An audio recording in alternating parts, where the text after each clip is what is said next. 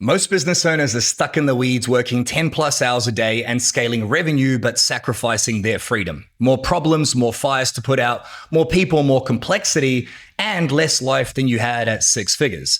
The vehicle you built to buy your freedom turned into the thing that took it away. And I lived this. I was the most trapped person in my own company. Despite making over $15 million, I wasn't an entrepreneur. I was a full-time firefighter who had no time for his family. Today, I work about 10 hours a week. The business profits 7+ figures a year, and I finally have freedom. I didn't hire a genius manager or COO. I used a 3-step system, which I'll share with you in this video. If you're new to the channel, I'm Toni Versic. I've helped over 1,000 business owners. Our average client adds 52 grand a month in profit and takes back 31 hours a week. My entire goal is to help you escape the grind, more profit, fewer hours, and a business that funds your life instead of eating it. Now, what does this system actually look like? Step 1 is simple but brutal. You need to clean the slate. Think of your business as a vehicle. Right now, you're the engine. Everything flows through you, every decision, every fryer, every, hey, got a minute? And that's not a business, that's a job with extra steps. Every business owner I work with starts the same way. They say, Toni, give me the system to scale. And I say, you don't need to scale, you need to clean your shit out. You can't drive faster with the windscreen covered in shit. You can't automate chaos. Systematize a broken process and you've just built yourself a better paid prison cell. I'll give you a real example. Client of mine, 12 million in revenue, about 60 staff. He comes to me wanting to scale to 20 million. But when we mapped his operations, we found 40 hours a week of his time going to things that shouldn't exist. A weekly report nobody read, meetings that shouldn't be in the calendar.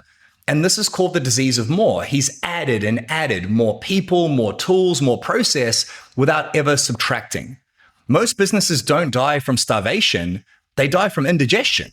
So the framework is 4 words you need to embed into your brain. Kill, automate, delegate, keep. You run every single thing you do through this filter. You kill everything that doesn't drive profit or protect the business. Not maybe later, you kill it this week. Look at your calendar and become ruthless. Remove as much as you can. And whatever is left, you ask yourself, can a machine do this? Can I automate it? A client of mine automated 22 hours a week of reporting. 22 hours, that's half a regular work week.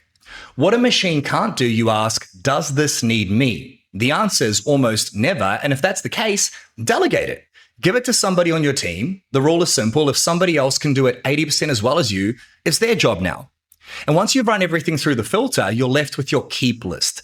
This is the 5 to 10 hours a week of decisions only you can make. That's what you keep. Most business owners never do this because the first thing on the kill list is usually something they've been doing for years. It's comfortable, it's safe, even if it's killing them. You're constantly busy, but there's a difference between being busy and being productive. So do this in one afternoon, not over a month. One afternoon, schedule it, close the door, kill, automate, delegate, keep. Every task, every meeting, every client, every tool. And by dinner, you'll have freed up 20 hours. I've seen it happen 1,000 times. It's the first thing we do with clients, anywhere from $1 to $200 million a year plus in revenue. So now the vehicle is clean. You can see where you're going, but you're still the only one driving. And this is where you build the authority architecture your business needs. It's also where most business owners make the fatal mistake. They think the answer is delegation. I'll just hire good people and hand them the keys. That's bullshit. I've watched that approach destroy more businesses than a bad strategy ever did. Delegation without systems is not delegation, it's abdication. You didn't hand over a vehicle, you threw the keys out the window and hoped somebody caught them. This is when a business owner hires a general manager. 6 months later, that person is running things, but not the way the owner would. Margins might slip, culture shifts, the owner panics and grabs the wheel back. The hire's frustrated, the owner's working more than ever before. Why? Because they abdicated. They didn't delegate. Like, how many times have you been disappointed with a team member and felt like no one cares as much as you do? That's not just their fault. That's a lack of the right authority architecture. Before you hand off anything, you need systems, not 40-page SOPs nobody reads, 1-page playbooks, Inputs, outputs, decision rules, who owns what. I've actually got a video on how to build company systems in the description down below. But systems are the rails. Your team operates the train, you decide the destination. And that means letting go and empowering your team to run without you. And that's where the show, shadow, surrender technique comes in. Because we expect our team to be great, but people don't know what great looks like. You do. That's why you own the business. You have the highest standards. Most business owners believe someone should perform because we're paying them a bunch of money. That's not how it works. They'll perform when someone shows them what great looks like. So here's the sequence. First, you show. You or your manager does the thing while the team member watches. They see how you make decisions inside the system. No matter how experienced they are, you show them. Then you shadow. They do it, you watch. You correct in real time, and this is where you find the edge cases of what's not working. And then finally, you surrender.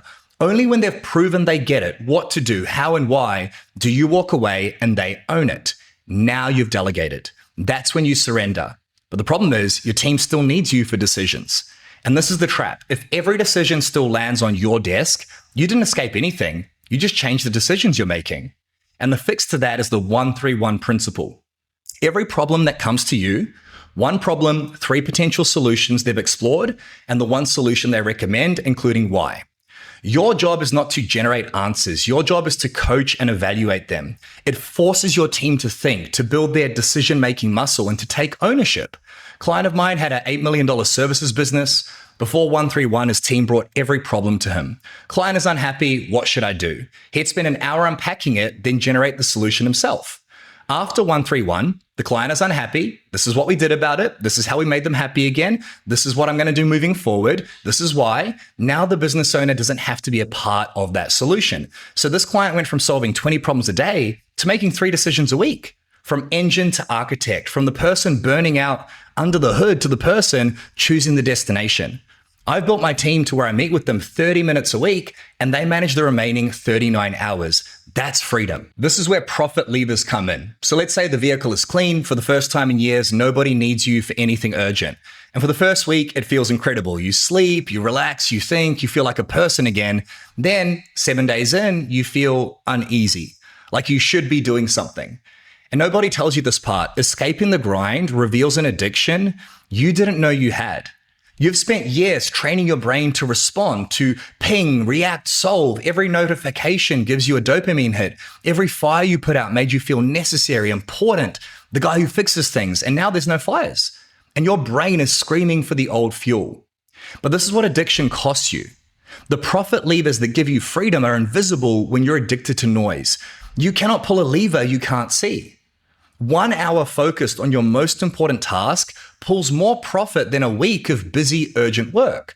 So how do you retrain your brain to reach for the lever and the most important task instead of the noise? Because you don't wake up tomorrow and quit feeling urgency any more than you wake up and quit coffee. It's fucking hard to do. You build the muscle the same way you build any muscle. Small, daily, and deliberate. Every morning, before emails, before Slack, before checking the phone, you ask yourself one question. What's the single highest profit thing I can do today? Not 10 things, not a list, one lever, pull it. I had a client, $6 million business. He sat down for 90 minutes and we redesigned his pricing model. That single session added more profit than the previous 12 months of firefighting combined.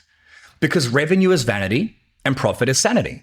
And profit doesn't come from doing more. It comes from doing the right thing at the right time in the right order. 6 months later, he's working 25 hours a week.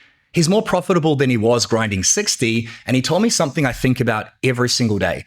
I didn't realize how much of my identity was wrapped up in being the guy who fixes everything. Letting go of that was harder than building the fucking business. And that's the real work. It's not the systems. It's not the delegation. It's letting go of the version of you who built this. So the version of you who's free can actually live.